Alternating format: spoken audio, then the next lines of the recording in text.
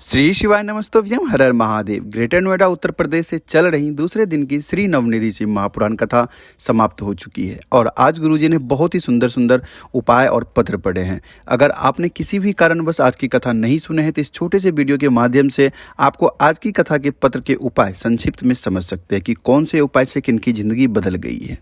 तो चलिए सबसे पहला पत्र हम लोग पढ़ते हैं और देखते हैं।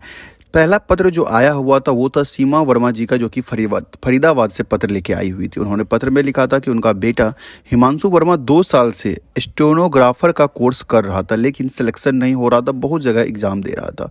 वो उनकी माँ हमेशा मंदिर जाती थी सीमा वर्मा जी, लेकिन फिर भी उनका सिलेक्शन नहीं होता था। पहले वो मंदिर जाती थी लेकिन जल जो है मंदिर में ही जो जल कुआं होता है वहाँ का जल वो मंदिर में चढ़ाती थी। लेकिन जब से उन्होंने शिव महापुराण प्रदीप मिश्रा जी का कथा सुनना शुरू किया उनके बाद उन्होंने अपने घर से जल भरकर लेके जाती थी और महादेव के ऊपर चढ़ाना शुरू किया। उसके बाद उन्होंने उनके ननद ने बताया था इस कथा के बारे में। इन्होंने पशुपतिनाथ का व्रत भी किया, फिर भी सिलेक्शन नहीं हुआ। बेटा ने बोला सिलेक्शन नहीं हुआ लेकिन शिवजी को जल चढ़ाने मैं भी जरूर जाऊंगी, शिवजी को नहीं छोड़ेंगी। सभी पेपर का रिजल्ट आ गया था लेकिन एक पेपर का बाकी था और पहले किसी भी पेपर में उनका सिलेक्शन नहीं हुआ। लास्ट आखिरी का जो पेपर बचा हुआ था उस पेपर का रिजल्ट भी आना बाकी था। बेटा भी मंदिर जाना शुरू कर दिया था लेकिन जब दूसरे यानी आखिरी पेपर का रिजल्ट आया तब महादेव की ऐसी कृपा हुई कि वो उस पेपर में पास हो गया और ऐसी कृपा हुई कि उस गाँव में उनका नाम भी हो गया और पेपर में यानी अखबार न्यूज़पेपर जो आता है उसमें उस बेटे का नाम भी आ गया था। दूसरा जो पत्र आया हुआ था वो था संजू जी का, जिनका उम्र 35 साल है। मध्य प्रदेश से उन्होंने पत्र लेके आई थी। वो अभी दिल्ली में रहती थी। उन्होंने पत्र में लिखा था कि उनके पति इंडियन आर्मी में कार्यरत है और असम में पोस्टिंग थे। वहीं से उनको एक बीमारी हो गई थी सोरियासिस नाम की, एक खतरनाक बीमारी थी। वो बीमारी उनको हो गई थी अगस्त 2017 से। उनके पैर के नाखून जो होते हैं, अंगूठे के पास के जो नाखून होते हैं उससे पस आना शुरू हो गया। हाथ की उंगलियों से भी नाखून से पस आने लगे, सड़ने लगे। डॉक्टर ने ऑपरेशन करके नाखून तो निकाल दिया लेकिन 5 साल तक उनका पस बंद नहीं हुआ। बहुत सारे हॉस्पिटल में उन्होंने दिखाया, दिल्ली, आगरा, सब जगह उन्होंने दिखाया लेकिन कहीं से उन्हें कोई इलाज सही से नहीं मिल पाया। डॉक्टर ने बोला यह ठीक नहीं होगा, जब तक आप जिंदा हैं तब तक ये आपके साथ ऐसे ही रहेगा। डेली बैंडेज पट्टी होती थी लेकिन फिर भी वो ठीक नहीं हो रही थी। उनकी एक सहेली थी, उन्होंने फ़ोन पे बताया कि आप शिव महापुराण की कथा सुनो जो कि आस्था चैनल पे आती है और पशुपति व्रत करो। उन्होंने पशुपतिनाथ का व्रत शुरू कर दिया और वहाँ से जल लेके आती थी। वो जल थोड़ा सा आचमन करती थी और उसे अपने शरीर पे लगाना शुरू कर दिया।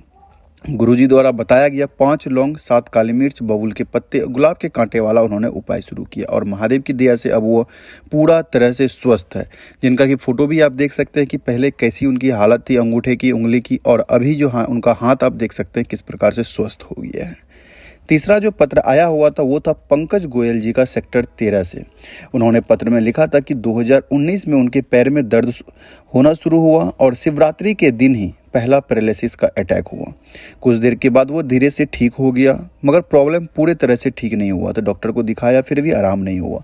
फरवरी 2020 में अचानक पैर में बहुत दर्द उठा तो डॉक्टर से उन्होंने दिखाया तो डॉक्टर ने बता दिया कि आपकी जो लेफ्ट साइड की पैर है उनकी कुल्ले की हड्डी पूरी तरह से गल चुकी है और नस से खून दौड़ना बंद हो चुका है। डॉक्टर ने बोला कि कुल्ले की हड्डी बदलनी पड़ेगी क्योंकि सिर्फ 20% अभी काम कर रहा है। जल्दी नहीं बदली जाएगी तो दोनों पैर की कुल्ले की हड्डी जो है आपकी ख़राब हो सकती है। इसी बीच में उन्हें 4 से 5 बार पैरालिसिस अटैक भी हुआ लेकिन उनकी माता कथा सुनती थी और उन्होंने बेलपत्र के जड़ वाला उपाय किया और पशुपतिनाथ का व्रत भी किया।